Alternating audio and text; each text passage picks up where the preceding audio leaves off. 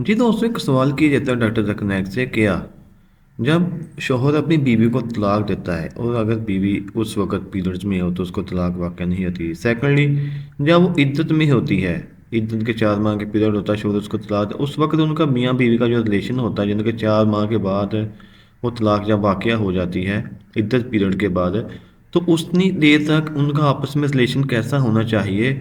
और क्या इद्दत के अंदर निकाह जायज़ है कि अगर एक शोहर तलाक दे देता है तो वो इद्दत के अंदर ही, यानी कि वो इद्दत पूरी नहीं करती, उसके अंदर ही वो दोबारा शादी करना चाहती है किसी और मर्द के साथ, तो क्या वो शादी कर सकती है? तो इसके बारे में क्या अहकामात हैं कुरान मजीद के हवाले से भी बताएं और अहादीस की रोशनी में भी बताएं।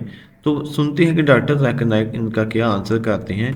तो आइए हम आपको उनका आंसर सुनवाते हैं कि इसका वो क्या आंसर करते हैं। Sister has a question as Surah Talaq chapter 65 verse number 1 onwards. It speaks about Talaq, that divorce them in the prescribed period. There are various commentaries given, and you ask that what should be the state, etc.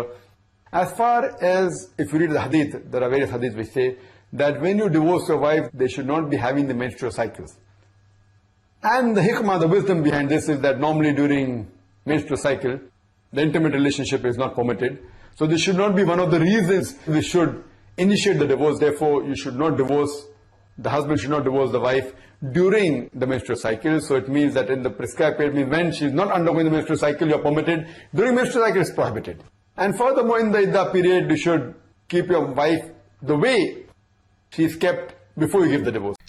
जी, पहला तो answer उन्होंने ये दिया कि जब husband अपनी बीवी को तलाक दे तो उसको इस क्लियर कट पता होना चाहिए कि उसकी बीवी जो है वो पीरियड्स में नहीं है, पीरियड्स के दौरान वो तलाक उसको ना दे। इस्लाम ये कहता है कि जब उसको क्लियर हो जाता है कि वो आम नॉर्मल रूटीन्स में चले, नॉर्मल रूटीन्स के अंदर जाकर वो उसको तलाक दे, उसके बगैर वो उसको तलाक ना दे, क्योंकि तलाक एक वो वाहिद चीज़ है जिससे घर में रौनक बनती है, बरकत पड़ती है।